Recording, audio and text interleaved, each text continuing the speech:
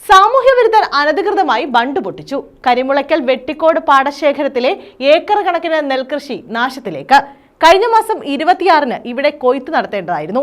വെള്ളം കയറിയതിനാൽ ഇവിടെ കൊയ്യാൻ കഴിയാതെ കർഷകർ ദുരിതത്തിലാണ്. 22 ഏക്കറിലാണ് ഇവിടെ കൃഷി ഇറക്കിയിട്ടുള്ളത്.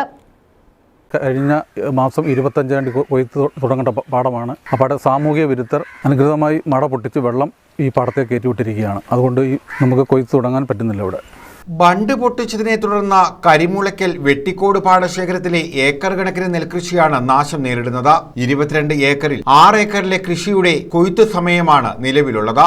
കഴിഞ്ഞ മാസം അവസാനം കൊയ്ത്തിന് കർഷകർ തയ്യാറായെങ്കിലും കനാലിലെ വെള്ളം തുറന്നുവിട്ടതിനാൽ ഇവിടേക്ക് വെള്ളം കയറി. ഇതിനാൽ കൊയ്ത്ത് നടന്നില്ല.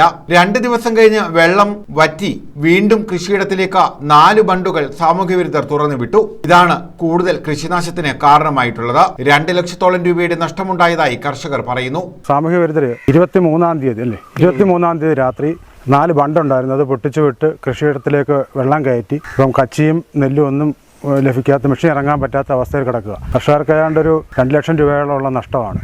6 ഏക്കർ നിലമെന്ന് പറയുന്നത് 3 പേര് കൂടിയാണ് ഇത് കൃഷി ചെയ്യുന്നത്. ഒരു അനിൽകുമാർ, ഒരു ശശിധരൻ നായർ, ഒരു ശിവദാസൻ, ഇവർ 3 പേരോടാണ് കൃഷി ചെയ്യുന്നത്. ഇത് കൊയ്ത്ത് യന്ത്രം ഇറങ്ങാനോ ഒന്നും കഴിയാത്ത തരത്തിൽ വെള്ളം കയറി ഈ കൃഷി മുഴുവൻ നശിച്ചു പോയ സ്ഥിതിയാണ് ഇപ്പോൾ ഉള്ളത്. 6 ഏക്കർ നിലത്ത് 3 പേർ ചേർന്നാണ് കൃഷി ഇറക്കിയത്. യന്ത്രം ഉപയോഗിച്ച് വിളവെടുക്കാനായിരുന്നു കർഷകർ തീരുമാനിച്ചിരുന്നത്. News bureau, Kattanam.